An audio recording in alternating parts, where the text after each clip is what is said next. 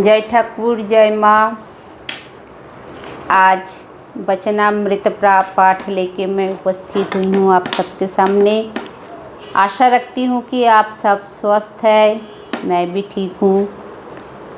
पिछले क्लास में हम वहीं छोड़े थे जहाँ ठाकुर ने ब्रह्म भक्त के सामने अपने मंत्र उच्चारण कर रहे थे और भक्त सारे भी उनके साथ मंत्र उच्चारण कर रहे थे।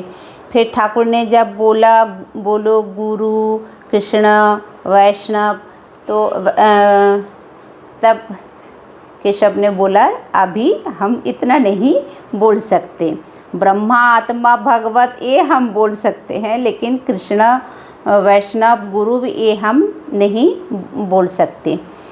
तो यहाँ तक हम लोगों ने देखा था। यहाँ एक्चुअली हम देख रहे हैं केशव सेन के साथ कितने बार कैसे कैसे मिलन हुआ, वही हम देख रहे हैं। कुछ दिनों के बाद श्री काली पूजा के बाद राम मनमोहन और गोपाल मित्र ने दक्षिणेश्वर में श्री रामकृष्ण का प्रथम दर्शन किया। तो मतलब हम दुर्गा पूजा से देख रहे थे, दुर्गा पूजा हो चुका है, लक्ष्मी पूजा के दिन तो खुद ही आए थे जो ये संकीर्तन हुआ था, जिसमें अब एक काली पूजा के बाद की बात हो रही है जिसमें सारे भक्त लोग आए हैं। ग्रीष्मकाल में राम और मनमोहन कमल कुटीर में केशव के साथ साक्षात्कार करने आए थे। मतलब कौन कौन कब कैसे आए हैं वही यहाँ बोला है। उन्हीं की यह जानने की प्रबल इच्छा है कि केशव बाबू की श्री रामकृष्ण के संबंध में क्या राय है। कौन, मनमोहन, राम, ये सब जानने चाह रही है कि केशव बाबू क्या समझते हैं श्री रामकृष्ण के बारे में।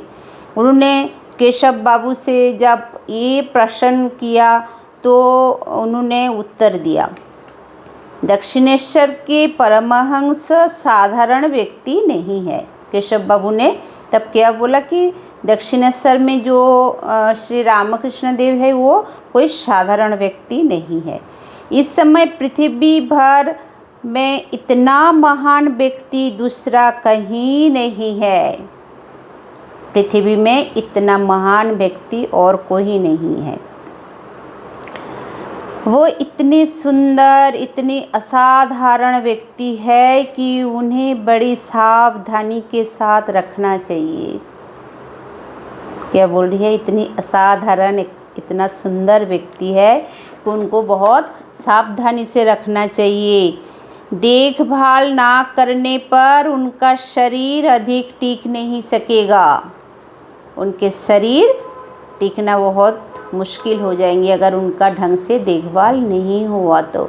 इस प्रकार की सुंदर मूल्यवान वस्तु को कांच की अलमारी में रखना चाहिए। इतना समेट कर उनको रखना चाहिए। इसके कुछ दिनों बाद माघोत्सव के समय पर जनवरी के महीने में केशव श्री रामकृष्ण का दर्शन के लिए दक्षिणेश्वर में गए थे। उस समय वहाँ पर राम मनमोहन, जयगोपाल सेन आदि अनेक भक्त उपस्थित थे। यहाँ जो हम देख रहे हैं बार बार केशव कहाँ ठाकुर से मिले थे या ठाकुर कहाँ केशव से मिले थे, वही हम देख रहे हैं। ये कितने बार आज जिस दिन ये कमल कुटीर में आए हैं उसके पहले कितने बार मिलन हुआ इन दोनों के बीच में। मनमोहन के मकान पर जिस समय श्री रामकृष्ण का शुभागमन तथा उत्सव हुआ था, उस समय भी आमंत्रित होकर केशव उत्सव में सम्मिलित हुए थे। श्री तैलक आदि ने भजन गाया था। मतलब अगर ठाकुर को मौका मिले तो ठाकुर केशव को बुलाते थे। अब केशव भी अपने सारे उत्सव में ठाकुर को बुलाते थे। दिसंबर मास में श्री रामकृष्ण आमंत्रित होकर राजेंद्र मित्र के मकान पर गए थे। श्री केशव भी गए थे। यहाँ मकान ठनठनी के बेचू चटर्जी स्ट्रीट में है। राजेंद्र थे राम तथा मनमोहन की मौसा जी। राम, मनमोहन, ब्रह्म भक्त, राजमोहन तथा राजेंद्र ने केशव को समाचार देकर निमंत्रित किया था। कि ठाकुर आ रहे हैं, आप भी आओ। केशव को अलग से समाचार भेजे थे, निमंत्रण कर किए। केशव को जिस समय समाचार दिया गया है उस समय वो भाई अघोरनाथ के शोक में अशोच अवस्था में थे। तो केशव को जब बुलाया गया है था तब केशव सेन के अशोच चल रहे थे, मतलब उसका भातृवियोग हुआ था, भाई उनका मर गए थे उस टाइम। प्रचारक भाई अघोर ने दिसंबर बृहस्पतिवार को लखनऊ शहर में देहांत किया था। उसके भाई लखनऊ शहर में देहांत हुआ था उनका। सभी ने अनुमान किया था कि केशव ना आ सकेंगे। समाचार पाकर केशव बोले, ये कैसे? उस टाइम केशव का भाई का देहांत हुआ था तो सब सोच रहे थे कि केशव सेन नहीं आ पाएंगे, कैसे आएंगे, अशोच में है। बट केशव ने ये समाचार सुनकर कहा, ये कैसे? परमहंस महाशय आएंगे और मैं ना जाऊं? अवश्य जाऊंगा, अशोच में हूँ इसलिए अलग स्थान पर बैठकर खाना खाऊंगा। ठाकुर आ रहे हैं तो मैं नहीं जाऊंगा, लेकिन मैं अशोच में हूँ तो मैं थोड़ा दूर रहूँगा। मनमोहन की माता परम भक्तिमयी श्यामा सुंदरी देवी ने श्री रामकृष्ण को भजन परोसा था। राम भोजन के समय पास खड़े थे। जिस दिन राजेंद्र के घर पर श्री रामकृष्ण के शुभागमन किए उस दिन तीसरे प्रहर सुरेंद्र ने उन्हें चीना बाजार में ले जाकर उनका फोटो उतरवाया था। श्री रामकृष्ण खड़े खड़े समाधि मगन थे। ठाकुर जब कलकत्ता आते थे एक दूसरे के घर लेके जाते थे। राजेंद्र के घर में जिस दिन राजेंद्र के माता ने, राममोहन के माता ने उनको खाना परोसा, उसी दिन ही दोपहर में और एक भक्त सुरेंद्रनाथ उनको लेके गए और चीना बाजार में ठाकुर का समाधि अवस्था, खड़े खड़े समाधि अवस्था का एक फ़ोटो खिंचवाए थे। उत्सव के दिन महेंद्र गोस्वामी ने भागवत की कथा की। माघोत्सव के उपलक्ष्य में शिमुलिया ब्राह्म समाज के उत्सव में ज्ञान चौधरी के मकान पर श्री रामकृष्ण और केशव आमंत्रित होकर उपस्थित हुए थे। फिर यहाँ हमने देखा अब ब्राह्म समाज में जो प्रोग्राम हो रही है उसमें भी ठाकुर को लेके गए और केशव सेन भी दोनों आमंत्रित होकर वहाँ गए।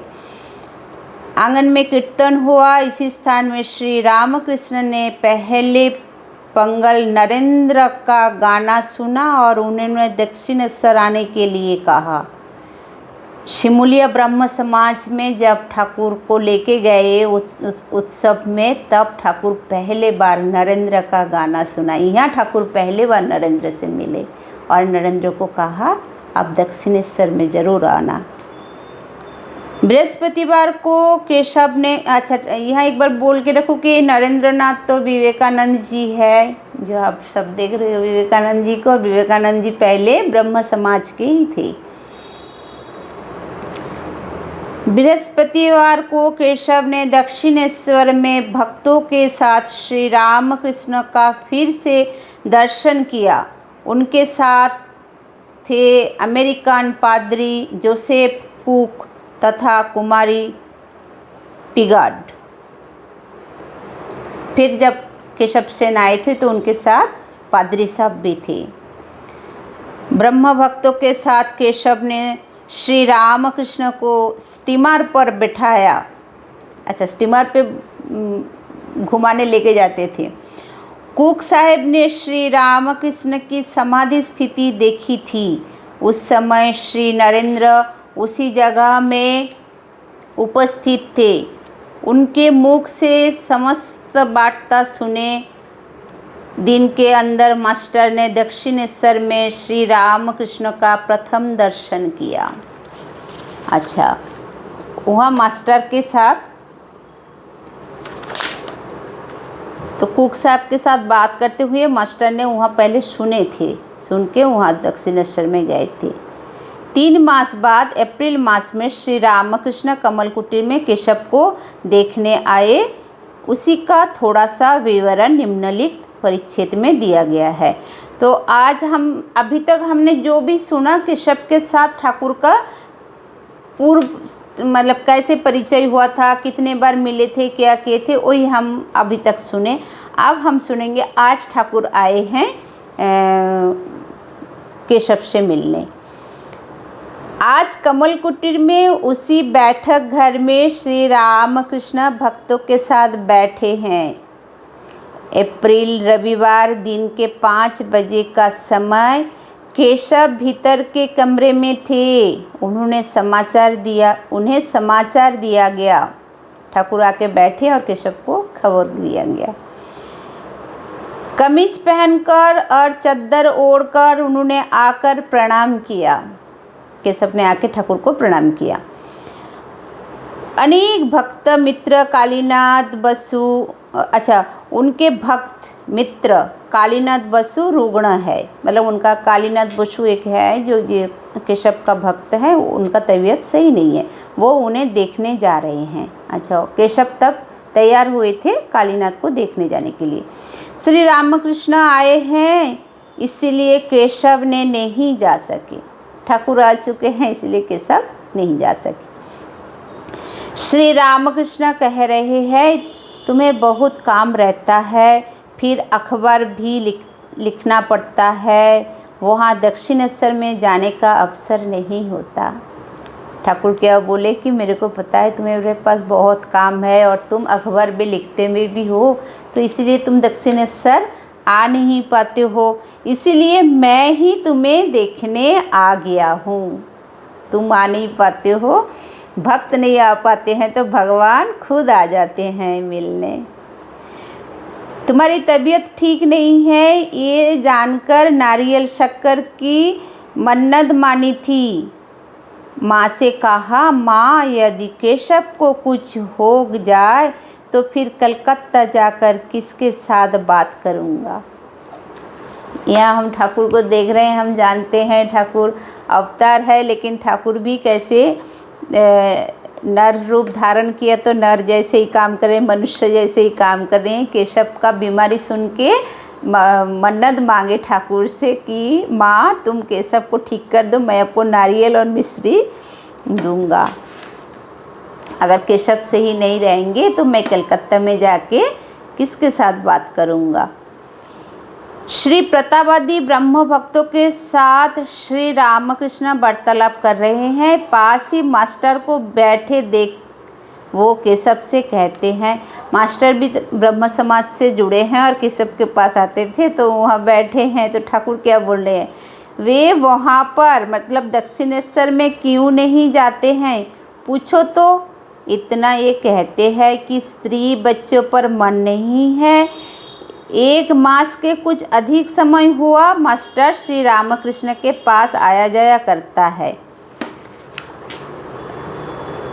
वो जो एक बार सम्मेलन में सब मिले थे वहाँ ठाकुर भी मिले, मतलब मास्टर उसके बाद थोड़ा महीना भर ठाकुर के पास आया गया, फिर कुछ दिनों तक नहीं आए। तो केशव के पास आज देख लिए हैं ठाकुर ने मास्टर को, तो फिर बोल रहे उसे पूछो क्यों नहीं जा रही हैं। ऐसे तो बोलते हैं कि स्त्री बच्चों पर मन नहीं है, बट 1 मास के ऊपर हो गया मेरे पास भी नहीं आए।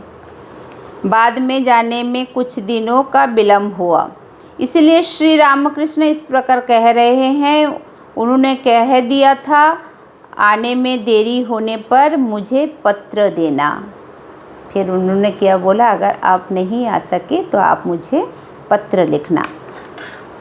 ब्राह्मण भक्तगण श्री समाध्यायी को दिखाकर श्री रामकृष्ण से कह रहे हैं, आप विद्वान है, वेद शास्त्रादि का आपने अच्छा अध्ययन किया है। श्री रामकृष्ण कह रहे हैं, हाँ, इनकी आँखें में से इनका भीतर भाग दिखाई दे रहे हैं, ठीक जैसे खिड़की की कांच में से घर की भीतर की चीज़ दिखाई देती है। भक्त समाज लोग मतलब भक्त लोग किसी एक व्यक्ति को दिखाए, ब्राह्मण भक्तगण दिखाए कि ये बहुत शास्त्र अध्ययन कर चुके। तो ठाकुर क्या बोल रहे हैं, हाँ मैं इसका भीतर तक देख पा रही हूँ, जैसे खिड़की से घर के अंदर दिखाया जाता है। श्री त्रैलोक्य गाना गा रहा था। गाना हो रहा है, इतने में संध्या का दिया जलाया गया। गाना सुनते सुनते श्री रामकृष्ण एकाएक खड़े हो गए और माँ का नाम लेते लेते समाधि मगन हो गए। ठाकुर को तो हम बार बार देखते हैं, ठाकुर माँ का नाम लेते ही उन्होंने समाधि मगन हो जाते हैं। त्रैलोक्य को गाना गा रहे थे और उस टाइम क्या हुआ, दिया भी, मतलब संध्याकालीन जो दिया जलाते हैं हम लोग, उसका भी समय हो गए थे, तो दिया भी जल गए हैं। कुछ स्वस्थ होकर स्वयं ही नृत्य करते करते गाना गाने लगे, जिसका आशय इस प्रकार है। समाधि मगन हो तो जाते थे ठाकुर, फिर कुछ बात यहाँ दिखा रहे हैं, कुछ स्वस्थ होकर खुद भी गाना गाने लगे, नृत्य करते करते, नाचते नाचते गाने लगे। मैं सुरापान नहीं करता, जिस गाना गाया जा रही है उसका मीनिंग, मैं सुरापान नहीं करता, जय काली कहता हूँ, सुधा का पान करता हूँ। किसका सुधा पान करता हूँ? जय काली का सुधा पान करता हूँ। वो सुधा मुझे इतना मतवाला बना देते हैं कि लोग मुझे नशाखोर कहते हैं। मैं जो सुधा पान करता हूँ वो मेरे को इतना नशाड़ू बना देते हैं कि लोग मुझे नशाखोर कहते हैं। गुरुजी का दिया हुआ गुड़ लेकर उसमें प्रवृत्ति का मसाला मिलाकर ज्ञान रूपी कलर उससे शराब बनाता है और मेरा मतवाला मन से मूल मंत्र रूपी बोतल में से पीता है। ठाकुर ने जो एग्जाम्पल दिया वो तो हमारे सिर के ऊपर से गए, लेकिन हाँ मेरे को इतना समझ में आए कि गुरु का नाम इतना मधुर, गुड़ जैसे हैं। शराब गुड़ से शायद बनते हैं, ठाकुर जानते थे, मैं नहीं जानती। शराब गुड़ से गुड़ लेकर उसमें प्रवृत्ति हमारा जो ये है उसका मसाला मिलाकर ज्ञान रूपी कलर उससे शराब बनाते हैं और मन वाला मूल मंत्र रूपी बोतल से पीता है। पीने के पहले तारा कहकर उसे उसे शुद्ध कर लेता है। हम देखते हैं पीने वाले क्या एक बोलते हैं चीयर्स, ऐसे कुछ बोलते हैं, तो ठाकुर क्या बोल रहे हैं, हम पीने से पहले तारा कहकर उसे शुद्ध कर लेता हूँ। राम प्रसाद कहता है कि ऐसी शराब पीने पर धर्म अर्थादि चतुर्वर्ग की प्राप्त होती है। शराब, कैसे शराब ठाकुर पीते थे।